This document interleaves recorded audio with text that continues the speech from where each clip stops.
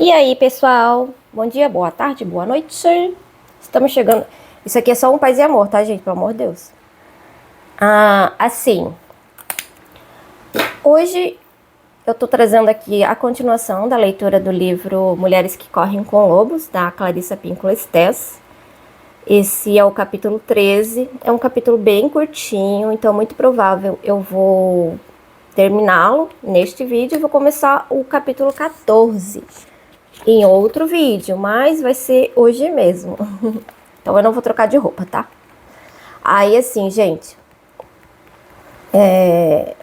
pra quem não sabe, né, quem caiu aqui, tipo, de paraquedas e esse vídeo apareceu por acaso, então ficou curioso, curiosa, eu te convido a, se tu quiseres fazer a leitura deste livro, não tem paciência pra ficar lendo e quiser que alguém leia pra ti, tu ficar só ouvindo, deitadinho, acompanhando, cara, fica à vontade, é isso que eu tô fazendo aqui no meu canal, tá bom?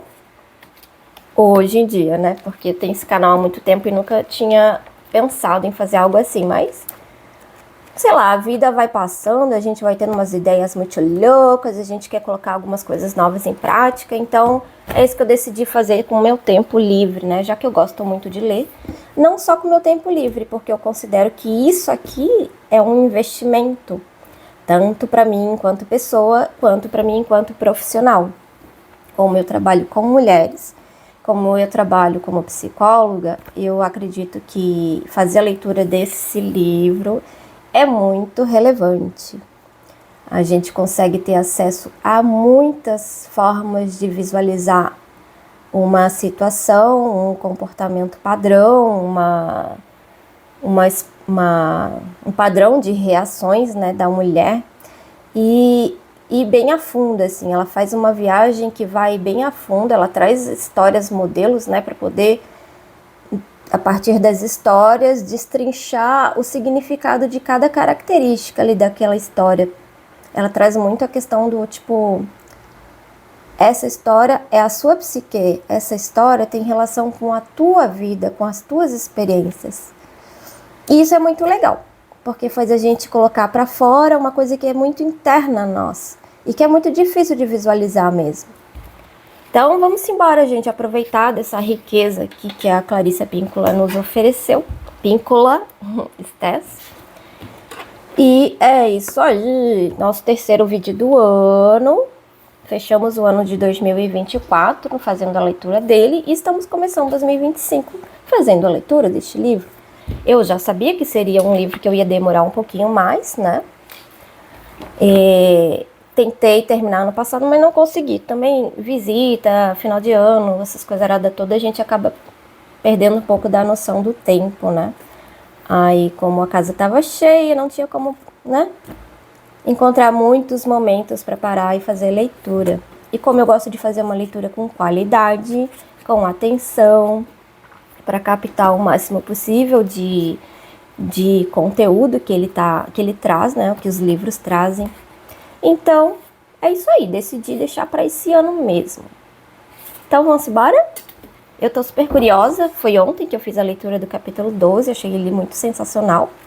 Para quem não viu, tem aqui na playlist desse livro, né? Esse vídeo ele tá na playlist.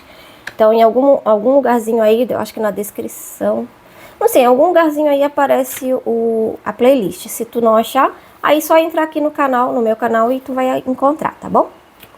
Vai lá em playlists e tal, e aí tu encontras. No capítulo 2 a gente leu ontem, se tratou da demarcação do território, os limites da raiva e do perdão, foi muito bom. Ela trouxe uma história que exemplificou um pouco da relação da mulher com uma conquista. Ela precisou investir e a sua energia, a sua alma, o seu desejo a partir do amor que ela sente, né? Vamos dizer por si mesma, para conquistar o seu desejo. Na verdade, ela trata aqui da raiva, né? Das emoções que nos afastam das pessoas, que a gente tem muito medo. de lidar, de colocar para fora, de expressar, mas no fim, para a gente viver a paz, para a gente encontrar um equilíbrio, né? A gente precisa passar por isso, precisa conhecer, precisa respeitar, né? Deixar acontecer numa medida que seja uma medida respeitável, né? Que seja uma medida saudável, funcional. Essa energia da raiva, né? Então ela mostra assim, o urso da meia-lua é basicamente uma mulher subindo uma montanha, passando por vários processos para conquistar algo que é muito especial. Para conquistar isso, ela precisa conhecer esse urso que é agressivo e como que ela vai lidar com essa agressividade para poder chegar nesse alvo que ela precisava alcançar. E por que ela queria esse alvo? Era para alcançar um outro objetivo muito especial. E foi isso. Então, vai lá no videozinho lá. É bem legal. Então tá, hoje agora, nesse momento, vamos ler o capítulo 13. Ele é um capítulo bem curtinho, então esse vídeo vai ficar bem curto. Por isso que eu tô falando um monte aqui. Mentira, só fiquei com vontade de falar. Mas ele vai ser um vídeo curto e depois eu vou começar um outro vídeo para ler o capítulo 14, que é um capítulo bem grandão. Tá bom? Simbora então? Capítulo 13, Marcas de Combate. A participação no clã das cicatrizes. As lágrimas são um rio que nos leva a algum lugar. O choro forma um rio em volta do barco que carrega a vida da alma. Profundo já, né? As lágrimas, elas erguem seu barco das pedras, soltam-no do chão seco, carregam-no para um lugar novo, um lugar melhor. Uau! Há oceanos de lágrimas que as mulheres nunca choraram por terem sido ensinadas a levar para o túmulo os segredos dos pais e das mães, dos homens, da sociedade, bem como os seus próprios.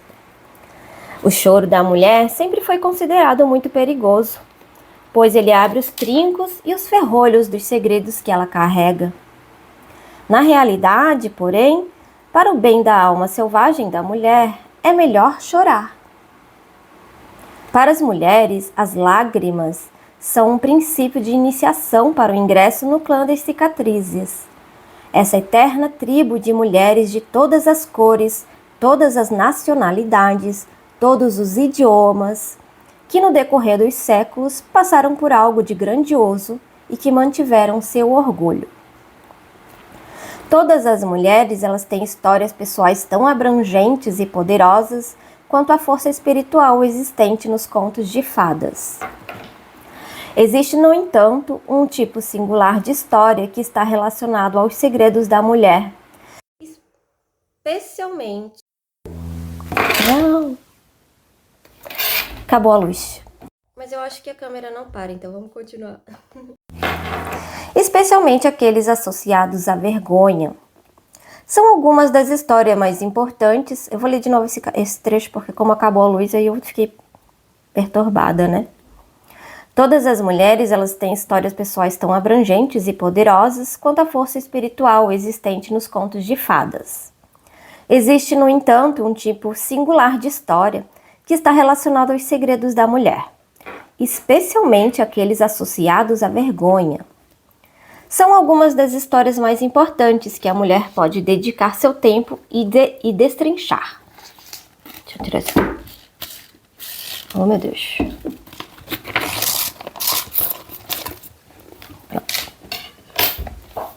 E destrinchar. Para a maioria das mulheres, essas histórias estão incrustadas. Elas estão incrustadas não como pedras preciosas numa coroa, mas como cascalho negro na pele da alma. Os segredos como assassinos. Durante os 20 anos da minha experiência profissional, ouvi milhares de segredos, histórias que em geral eram mantidas ocultas por muitos anos. Às vezes, quase pela vida inteira.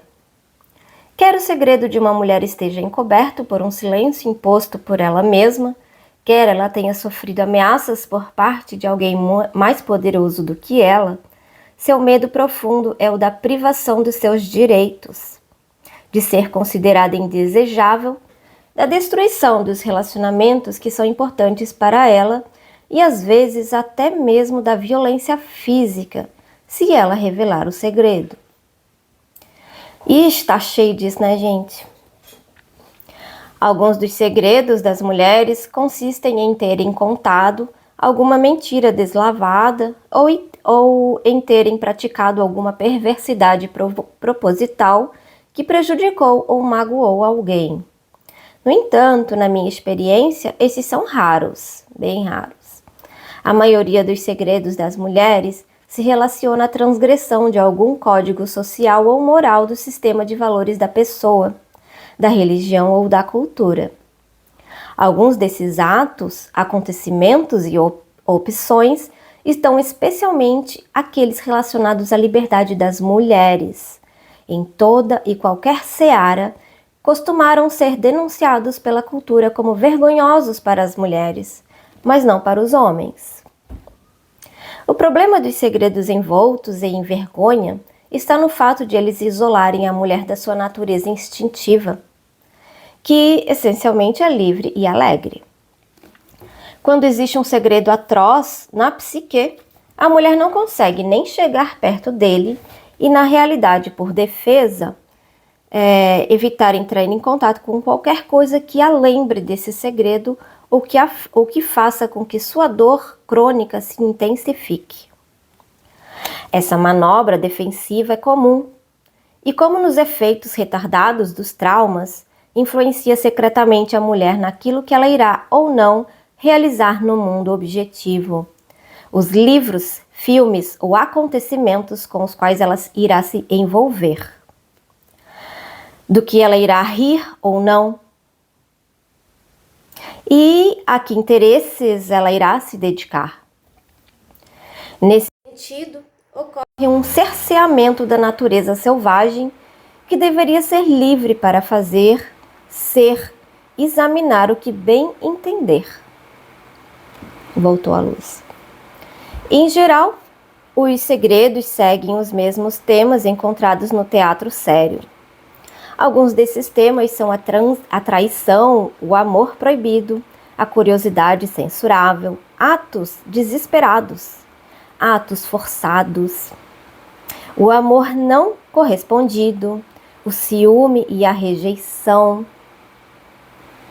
a vingança e a fúria, a crueldade consigo mesmo ou com outros, sonhos, desejos e anseios reprováveis, estilos de vida e interesses sexuais condenados, gravidezes não planejadas, o ódio, a agressão, o ferimento ou a morte acidentais, promessas não cumpridas, falta de coragem, descontrole emocional, impossibilidade de terminar algo, incapacidade de fazer algo, manipulação e interferência por baixo do pano, descaso, violência e a lista continua, sendo que a maioria dos temas se incluiria na categoria do erro lamentável.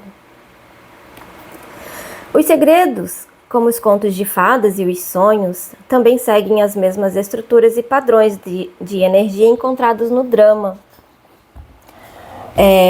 Os segredos, no entanto, em vez de obedecer à estrutura heróica, seguem a estrutura trágica. O drama heróico começa com uma heroína em viagem. Às vezes ela não está psicologicamente alerta. Às vezes ela é excessivamente meiga e não percebe o perigo.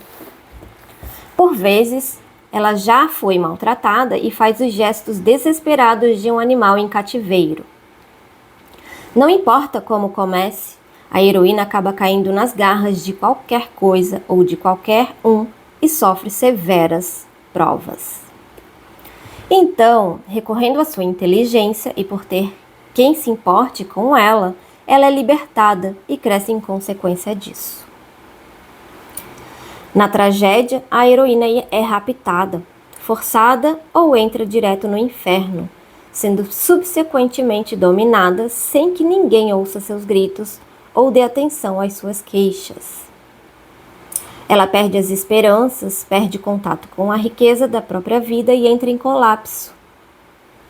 Em vez de ser capaz de saborear sua vitória sobre a adversidade ou a prudência das suas escolhas e sua resistência, ela é aviltada e entorpecida. Os segredos que a mulher guarda são quase sempre dramas heróicos que degeneraram em tragédias que não dão em nada. Porém, nem tudo é tão sombrio quanto parece. O modo de reverter um drama trágico num drama heróico está em revelar o segredo, em falar a respeito dele com alguém, em revelar o segredo, em escrever um outro final, em examinar nosso papel nele e quais as nossas qualidades ao suportá-lo. Esse aprendizado compõe-se em partes iguais de dor e prudência. O fato de ser passado por tudo isso é uma vitória do espírito profundo e selvagem. O fato de se ter passado por tudo isso é uma vitória do espírito profundo e selvagem. Portanto, esses segredos cheios de vergonha que as mulheres guardam são histórias muito antigas. Qualquer pessoa que tenha guardado um segredo em detrimento de si mesma viu-se soterrada pela vergonha. Nessa aflição universal, o próprio padrão é arquetípico. Ou bem a heroína foi forçada a fazer algo, ou, pela perda do instinto, caiu em alguma armadilha. Tipicamente, ela é capaz de corrigir a triste condição. Ela está presa por algum tipo de juramento ou pela vergonha. Ela concorda por medo da perda do amor, da perda da consideração, da perda dos meios básicos de subsistência. Para lacrar ainda mais o segredo, é lançada uma maldição sobre a pessoa ou pessoas que o revelar. Há ameaça de alguma coisa terrível caso o segredo seja um dia revelado.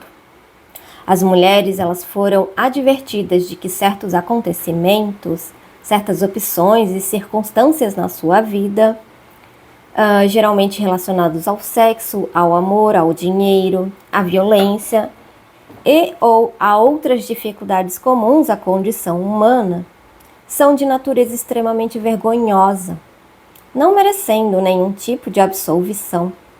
E isso não é verdade.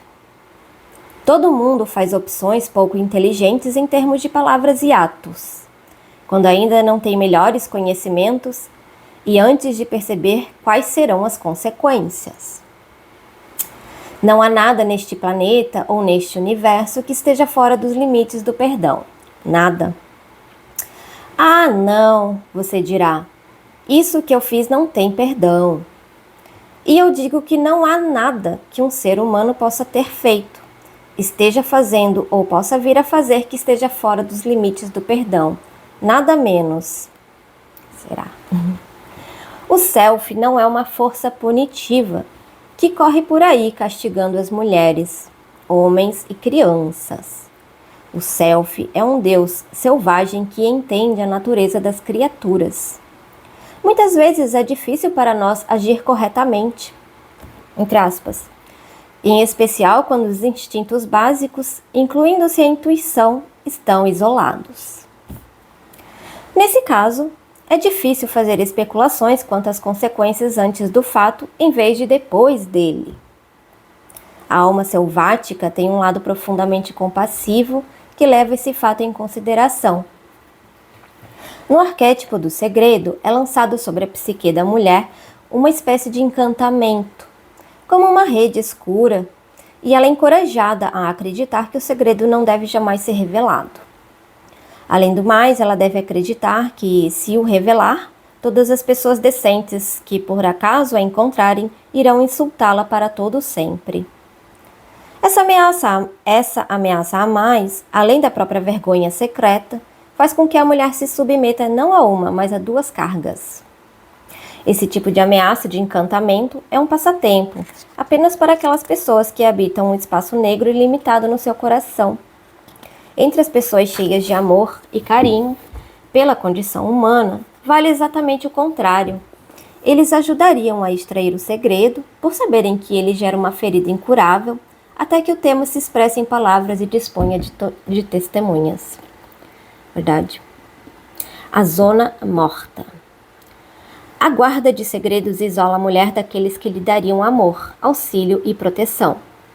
Ela faz com que a mulher carregue a carga da dor e do medo sozinha, e às vezes, no lugar de um grupo inteiro, seja família, seja cultura. Além disso, como afirmou Jung, guardar segredo nos isola do inconsciente. Ali onde há um segredo vergonhoso, há sempre na psique da mulher uma zona morta.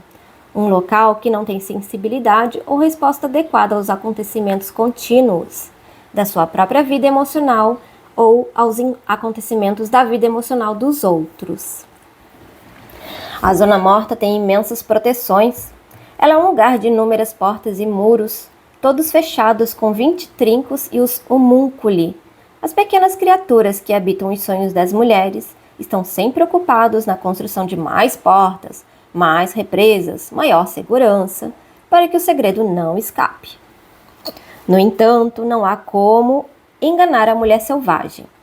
A mulher selvagem tem consciência dos fardos obscuros que a mente da mulher carrega bem amarrados com cordas e faixas. Esses espaços na mente da mulher não são sensíveis à luz ou à graça, de tão cobertos que estão. E é claro que, já que a psique é extremamente compensatória, o segredo irá de qualquer jeito descobrir uma forma de sair. Se não forem palavras concretas, então sob a forma de melancolias repentinas, de acessos de fúria intermitentes e misteriosos. De todos os tipos de dores, esforços e tiques físicos. Conversas inacabadas que terminam de repente e sem explicação. E súbitas reações estranhas a filmes e até mesmo a comerciais de televisão. O segredo sempre descobre um meio de sair. Se não for direto através de palavras, então em termos somáticos. E na maior parte das vezes de uma forma que lhe permita ser tratado e auxiliado abertamente. Portanto, o que faz a mulher quando descobre que o segredo está vazando? Ela corre atrás dele com um enorme dispêndio de energia. Ela o alcança, o embrulha e o enfurna de novo na zona morta. Ela chama seus homúnculi, os guardiões internos e defensores do ego, para que construam mais portas e mais paredes. A mulher descansa encostada ao seu túmulo psíquico mais recente, gotejando sangue e respirando como uma locomotiva. A mulher que guarda um segredo é uma mulher exausta.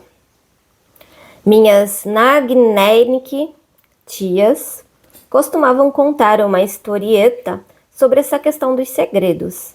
Elas a intitulavam a Mulher dos Cabelos de Ouro ou Aranios Raj, cabelos dourados. Vamos à história. A Mulher dos Cabelos de Ouro. Era uma vez uma mulher lindíssima, mas muito estranha, de longos cabelos dourados, finos como fios de ouro. Ela era pobre e não tinha nem pai nem mãe. Morava sozinha no bosque e tecia num tear feito de galhos de nogueira preta.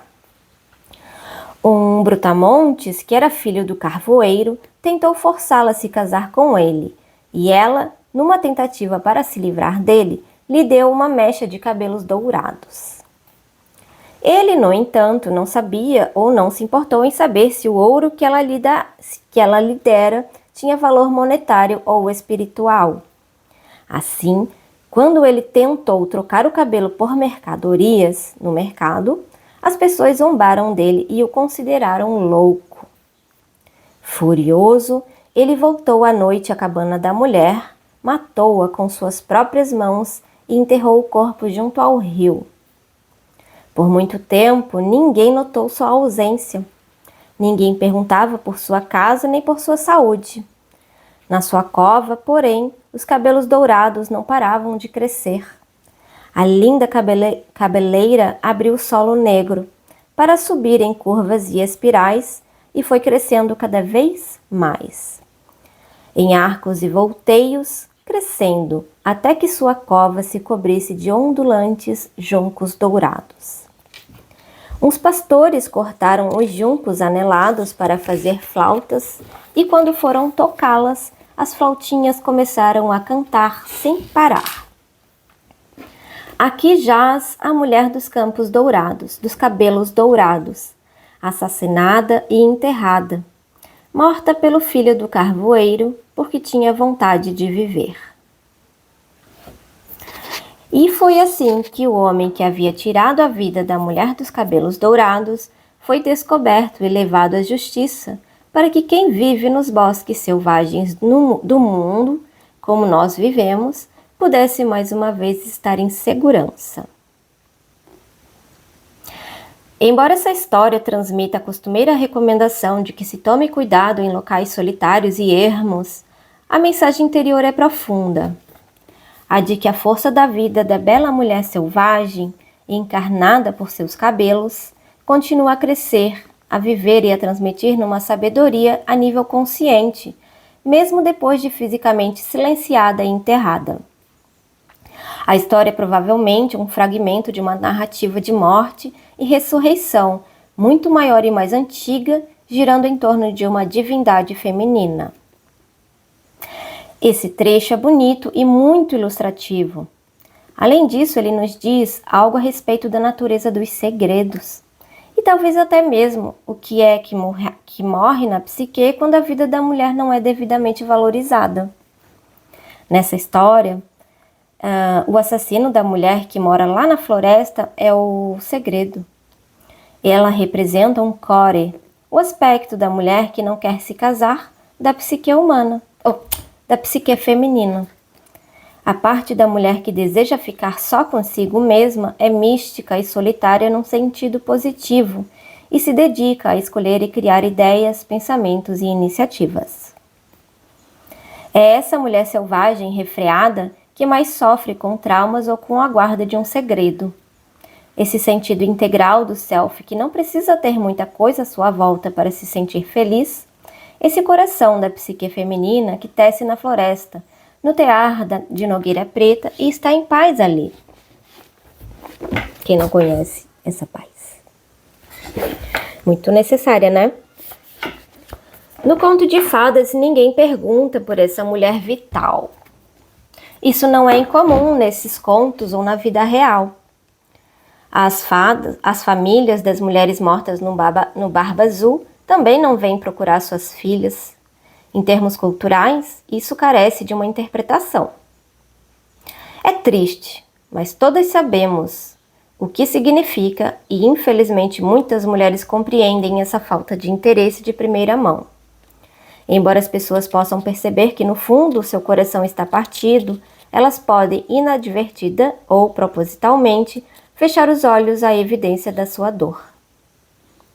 Entretanto, parte do milagre da psique selvagem reside no fato de que, não importa a profundidade da morte da mulher, não importa a extensão dos danos, sua vida psíquica continua e surge a céu aberto, onde, em circunstâncias de grande emoção, ela acabará saindo sob a forma de canção. É então que o mal perpetrado é percebido pelo consciente e a psique começa sua recuperação. É uma ideia bastante interessante e a de que a força vital da mulher possa continuar a crescer, mesmo que ela aparente estar sem vida. Trata-se de uma promessa de que, mesmo sob as condições mais insubstanciais, a força da vida selvagem mantém nossas ideias vivas e em desenvolvimento debaixo da terra, embora apenas por algum tempo. Com o tempo, elas irão abrir seu caminho até a superfície. Essa força vital não deixará o assunto em paz até que sejam revelados o paradeiro e as circunstâncias. Como acontece com os pastores na história, isso envolve inspirar o ar e deixar passar o ar da alma ou pneuma através dos juncos, a fim de saber o verdadeiro estado de coisas da psique E o que deve ser feito em seguida? É essa a função do lamento. Depois começa a escavação. Embora alguns segredos sejam fortificantes, por exemplo, aqueles usados como parte de uma estratégia para atingir um objetivo competitivo, ou aqueles segredos agradáveis guardados só pelo prazer de saboreá-los, os segredos da vergonha são muito diferentes, tão diferentes quanto uma medalha adornada com fitas e uma faca ensanguentada. Esta última precisa ser trazida à superfície, testemunhada por pessoas compassivas sob condições generosas. Quando a mulher guarda um segredo vergonhoso, é apavorante ver a enorme quantidade de culpa e de tortura que ela impõe a si mesma. Toda a culpa e a tortura que ameaçavam se abater sobre a mulher se ela contar o segredo, acaba se abatendo do mesmo jeito, apesar de ela não o ter revelado a ninguém. Tudo a ataca de dentro. A mulher selvática não consegue conviver com isso. Os segredos vergonhosos fazem com que a pessoa viva atormentada. Ela não consegue dormir, pois um segredo humilhante é como um cruel arame farpado que se engancha no seu ventre quando ela tenta sair correndo. Os segredos da vergonha são destrutivos, não só da saúde mental da mulher, mas também dos seus vínculos com a mulher selvagem. A mulher selvagem, ela escava as coisas, joga-as para o alto, corre atrás delas. Ela não enterra e esquece. Não enterra nem esquece. Se por acaso enterrar, ela se lembra do que foi enterrado e do local, e não passará muito tempo até que ela o desenterre de volta. Manter em segredo a vergonha perturba profundamente a psique. Os segredos passam a irromper nos sonhos. Um analista muitas vezes precisa ir além do conteúdo manifesto e às vezes até mesmo do conteúdo arquetípico de um sonho para ver que ele na realidade está divulgando o próprio segredo, que a sonhadora não pode e não ousa dizer em voz alta. Existem muitos sonhos que, ao serem analisados, são vistos como sonhos sobre sentimentos vastos e imensos, que a pessoa, na vida real, não consegue verbalizar. Alguns desses sonhos dizem respeito aos segredos. Algumas das imagens de sonhos mais comuns são as luzes, de origem elétrica ou não, tremeluzindo e ou se apagando, sonhos em que a pessoa que sonha adoece por ter comido algo, outros em que a pessoa que sonha não consegue se mexer devido ao perigo, e aqueles nos quais a pessoa que sonha tenta gritar, mas não sai nenhuma voz. Lembram-se de Canto Hondo, o canto profundo, e de Hambre del Alma, ou a alma faminta? Com o tempo, a gente já leu uma história, um dos capítulos fala sobre esses dois temas.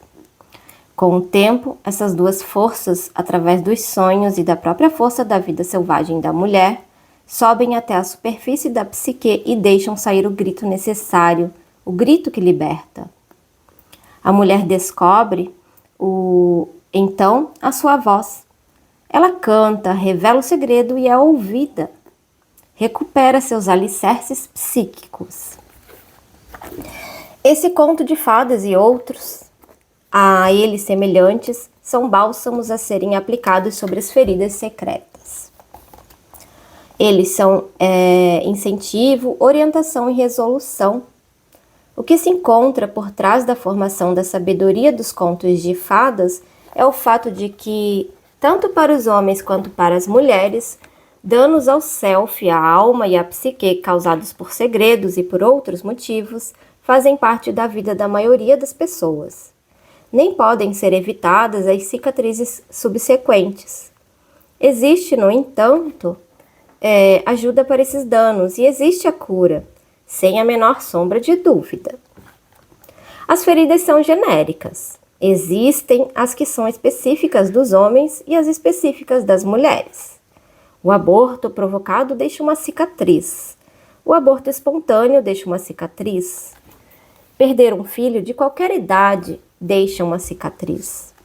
Às vezes, por estar perto de uma outra pessoa, ajuda a formar cicatrizes. Podem surgir extensas cicatrizes como consequência de escolhas ingênuas, de se cair numa armadilha, bem como de escolhas acertadas. Existem tantos formatos de cicatrizes quanto são os tipos de ferida psíquica. A repressão de temas secretos cercada de vergonha, medo, raiva, culpa ou humilhação acaba por isolar todas as outras partes do inconsciente que se encontram perto do local do segredo. É como aplicar uma anestesia, digamos, no tornozelo de uma pessoa para fazer uma cirurgia. Uma boa parte da perna acima e abaixo do tornozelo também é afetada pela anestesia, não apresentando mais sensação. É assim que a guarda de um segredo funciona na psique. Ela é um anestésico gotejando constantemente por via intravenosa e que amortece muito mais do que a área em questão. Não importa a natureza do segredo, não importa quanta dor esteja envolvida na sua guarda, a psique é afetada do mesmo jeito. Eis um exemplo. Uma mulher cujo marido 40 anos antes havia cometido suicídio 3 meses após o casamento, foi aconselhada pela família dele a ocultar não só as provas da grave enfermidade depressiva de que ele sofria, mas também sua profunda raiva e dor emocional daquela época. Em consequência disso, ela desenvolveu uma zona morta relacionada à aflição dele, à sua própria aflição, bem como sua raiva do estigma cultural vinculado ao acontecimento como um todo. Ela permitiu que a família do marido a atraísse ao concordar com a exigência de que nunca deveria revelar o fato de como haviam tratado seu marido com crueldade durante anos a fio.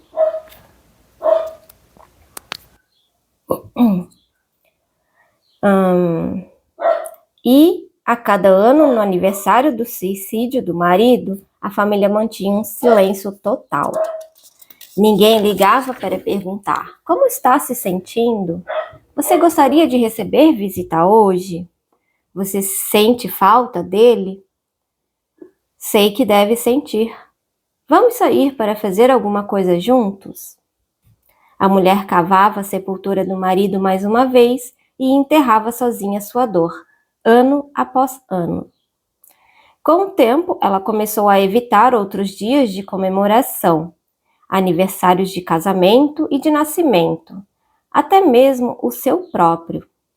A zona morta foi se espalhando do centro do segredo para fora, não só cobrindo os acontecimentos comemorativos, mas se estendendo a outros festejos e até além deles. Todos esses acontecimentos típicos das famílias e das amizades eram menosprezados pela mulher, que os considerava uma perda de tempo. No seu inconsciente, porém, eles eram gestos vazios, já que ninguém se havia aproximado dela nos seus tempos de desespero. Sua dor crônica e a guarda vergonhosa daquele segredo haviam corroído aquela área da psique que regulava os relacionamentos. Na maior parte das vezes, ferimos os outros no ponto ou bem próximo do ponto, onde nós mesmas fomos feridas. Se, no entanto, a mulher deseja manter todos os seus instintos e ser capaz de se movimentar livremente dentro da própria psique, ela pode revelar seu segredo ou seus segredos a algum ser humano da sua confiança, recontando-os quantas vezes considerar necessário. Aí, ó, psicologia, aí, ó, terapia. Geralmente, uma ferida não se cura apenas com o primeiro tratamento. Às vezes são necessários cuidados contínuos até que se cure. Quando, afinal, o segredo se revela, a alma precisa de uma resposta melhor do que é mesmo? Que pena! Ou, pois é, a vida é dura. Tanto por parte de quem conta, como por parte de quem ouve. Quem conta tem de se esforçar para não depreciar a questão. E é uma bênção se quem ouve for uma pessoa que saiba escutar com o coração comovido e que possa se retrair, estremecer e sentir uma fisgada de dor no coração, sem perder o controle. Parte da cura de um segredo reside em contá-lo para que os outros se comovam com ele.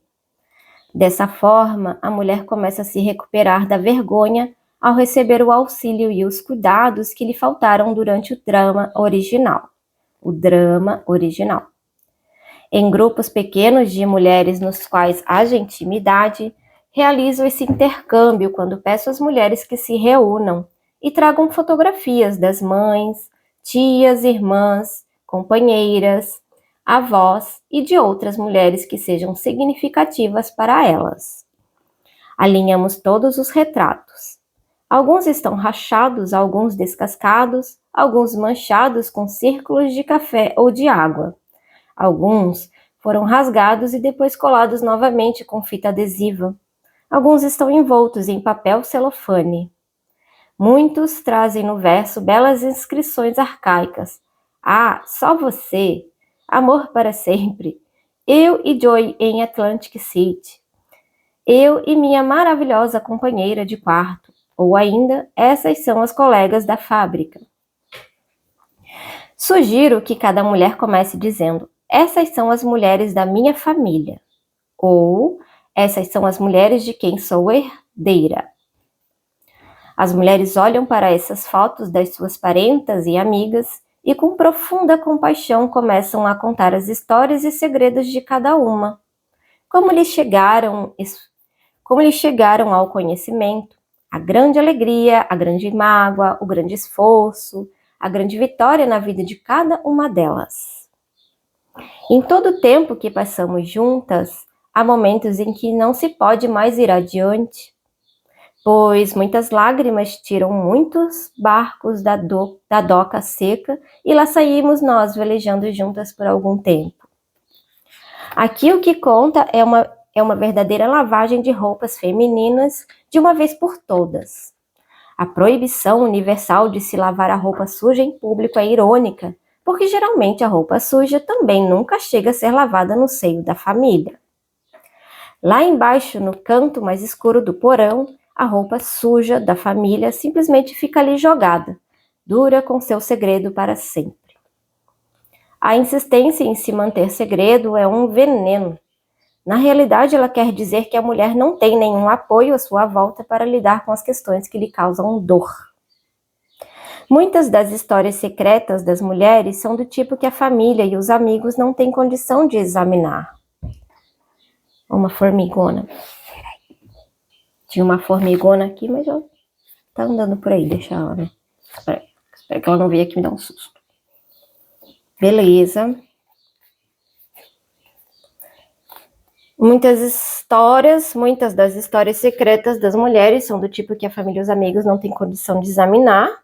Eles não acreditam, tentam fazer pouco do assunto ou se desviar dele. E na realidade é totalmente compreensível que hajam assim. Se eles as examinassem, se as iluminassem, trabalhassem com elas, teriam de compartilhar da dor da mulher. Nenhuma possibilidade de ficar ali parada, controlada. Nenhuma chance de um pois é, seguido de silêncio. Nada de precisamos tentar nos ocupar para não ficar repisando essas coisas. Não se a colega, a família, a comunidade de uma mulher são solidárias na dor pela morte da mulher dos cabelos dourados. Todas terão de acompanhar o cortejo fúnebre. Todas terão de chorar junto ao túmulo. Ninguém vai conseguir se desvencilhar disso, e será muito duro para todas. Quando a mulher dedica mais atenção à questão da sua própria vergonha secreta do que outros membros da sua família ou da sua comunidade, é só ela quem sofre conscientemente. Nunca se realiza o objetivo psicológico da família, o de reunir forças. No entanto, a natureza selvagem exige que nosso ambiente seja purificado de irritações e ameaças, que aquilo que oprime seja reduzido ao mínimo possível. Por isso é geralmente apenas uma questão de tempo até que a mulher invoque a coragem desde os ossos da alma, corte uma flauta de junco e revele o segredo de sua própria voz. Eis o que fazer com segredos vergonhosos, com base em estudos sobre conselhos arquetípicos extrapolados de dezenas de contos de fadas, como por exemplo Barba Azul, Mr. Fox, Robert Bridegroom, Mary Culione, entre outros, nos quais a heroína se recusa a guardar o segredo de uma forma ou de outra e fica assim liberada para viver intensamente. Veja o que estiver vendo, conte para alguém. Nunca é tarde demais se você achar que não consegue contar o segredo em voz alta. Basta fazê-lo por escrito. Escolha uma pessoa que seus instintos julguem ser de confiança. O assunto complexo, cuja abordagem lhe causa tanta preocupação, estará muito melhor no mundo lá fora do que preso aqui dentro, supurando. Se preferir, procure um terapeuta. Sem nenhuma necessidade de fazer alarde sobre o que é certo e errado. Desculpa, pulei uma parte. Procure um terapeuta que saiba lidar com segredos. Ele deverá ser uma pessoa solidária, sem nenhuma necessidade de fazer alarde sobre o que é certo e errado, que sabe a diferença entre a culpa e o remorso, e tem conhecimento da natureza da dor e da ressurreição do espírito. Qualquer que seja o segredo, agora compreendemos que ele faz parte das nossas funções para o resto da vida. O seu resgate cura uma ferida que estava aberta. Mas mesmo assim ficará uma cicatriz. Com mudanças no tempo, a cicatriz pode doer e voltará a fazê-lo. Isso faz parte da natureza da verdadeira dor. Durante anos, a psicologia tradicional de todas as linhas considerou equivocadamente que a dor era um processo pelo qual se passava uma vez, preferivelmente no decurso de um ano, e que depois terminava. Havia algo de errado se o indivíduo não conseguisse ou não quisesse completar o processo dentro desse período.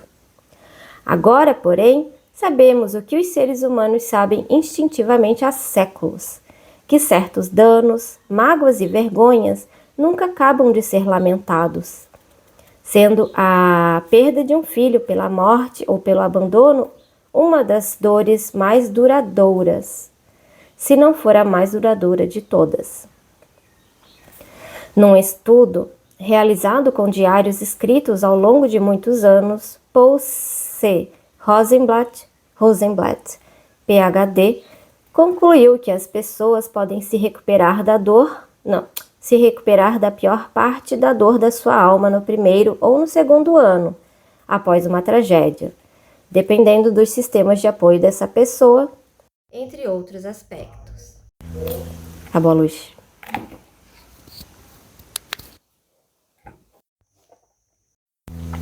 Daí em diante, porém, ela continua a passar por períodos de dor intensa. Embora esses episódios passem a rarear no tempo e a encurtar na sua duração, eles apresentam praticamente a mesma intensidade de dor, quase física, da ocasião original. Continuando, esses dados eles nos ajudam a entender a normalidade da dor a longo prazo. Deixa eu pegar aqui.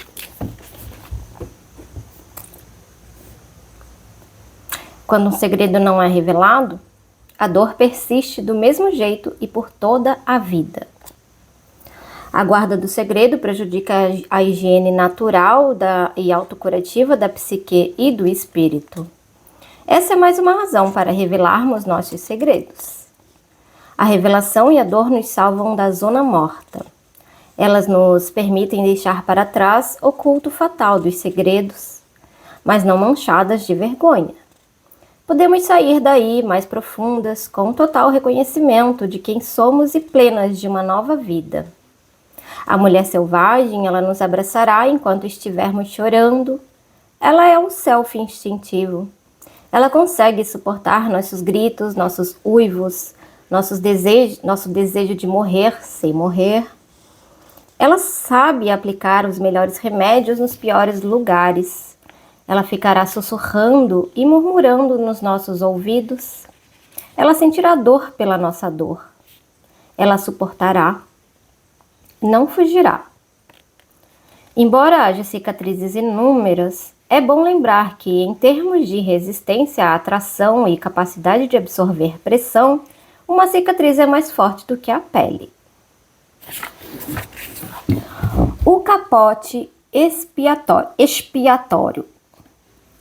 Às vezes, no meu trabalho com mulheres, mostro-lhes como fazer um capote expiatório longo, de tecido ou de algum outro material.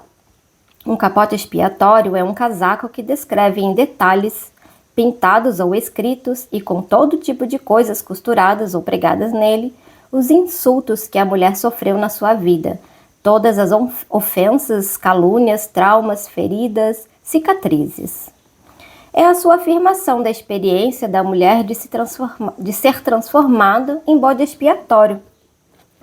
Às vezes demoramos apenas um dia, deixa eu ver, tô arrumando aqui. Às vezes demoramos apenas um dia ou dois para fazer um casaco desses. Outras vezes demoramos meses. Ele é de extrema utilidade para a descrição de todas as mágoas, baques e golpes da vida da mulher. A princípio fiz um capote expiatório para mim mesma. Ele logo ficou tão pesado que precisou de um cortejo de musas para carregar a cauda. Caraca, velho. A minha intenção era de fazer esse casaco e mais tarde, depois de ter posto todo esse lixo psíquico num único objeto psíquico, eu poderia dispersar uma parte da minha antiga fragilidade ao incinerá-lo. O que aconteceu, porém, foi que pendurei o casaco no teto do corredor e cada vez que passava por ele, em vez de me sentir mal, eu me sentia bem. Descobri que admirava os ovários da mulher, que podia usar um casaco daqueles e ainda estar andando inabalável, cantando, criando e abanando o rabo. Eu